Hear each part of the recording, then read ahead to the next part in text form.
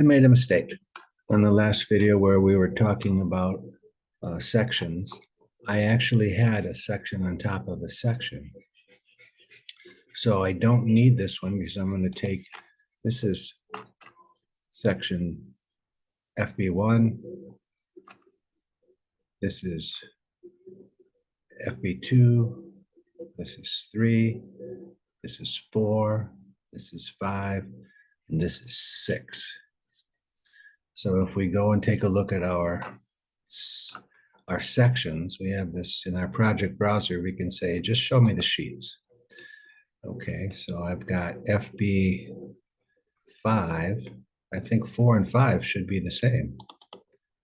4, 5, sure looks the same to me. And then 6 is what I really want. So I've got 6 all laid out. So what I'm going to do is get rid of 5.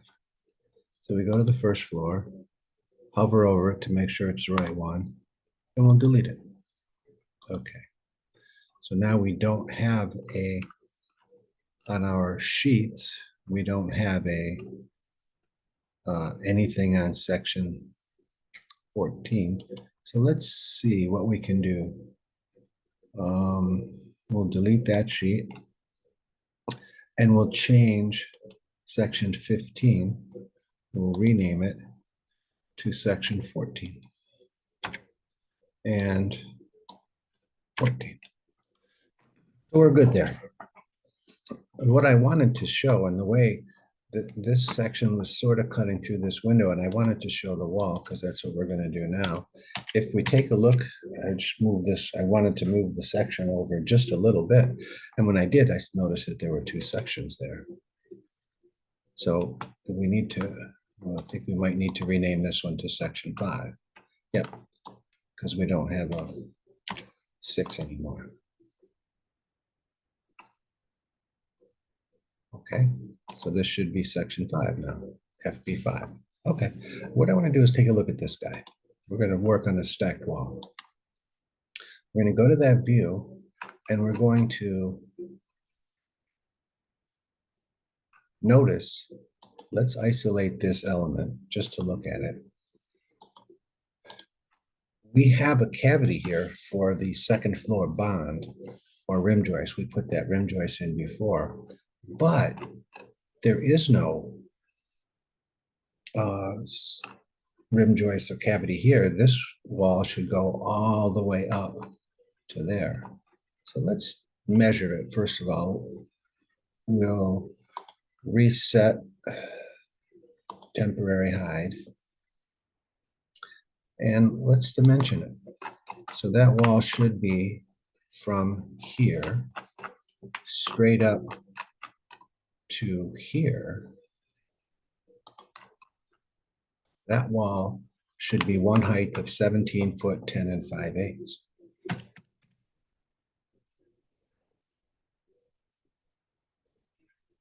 To that point.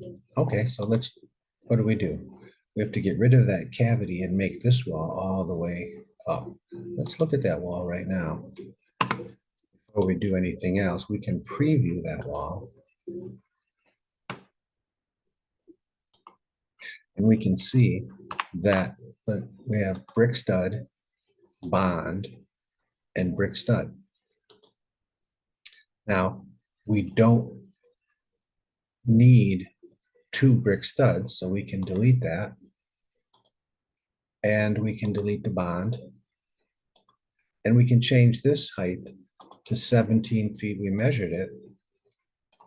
17 feet, 10 5/8. But we can't do that yet. So we have to cancel out of that. We have to duplicate it first of all. So, because if we changed what I was just changing, that would change all of the walls where we do need a bond. So we'll call this brick with brick stud, no bond. Okay, and we should get rid of that L. So we've made a new one. Now we can make those changes. Let's take a look at it now. So we're going to delete this wall and this wall type, and we're going to change brick stud to 17 feet 10 and 5/8. And let's see what happens.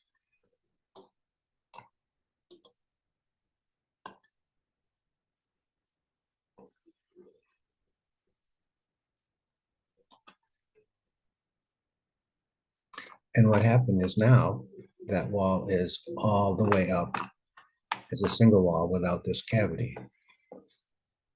Let's look at the first floor plan. And I think we want this wall to be the same type as this wall is now. So we'll be lazy, go to the Modify tab, Match Properties, we'll click on this wall, and then we'll click on this wall. And that wall should now be the same. Let's take a look at this section and see if that bond or rim joist went away, and sure enough, it did. We've lost it now. So that is changing a stacked wall only in one little portion. See, let's go back to the first floor and let's look at this wall. Go to view. This wall, isolate type, no, isolate element. And you can see that that wall type still has the cavity for the bond or the rim joist and the floor to go in. So we did that very successfully. So let's save it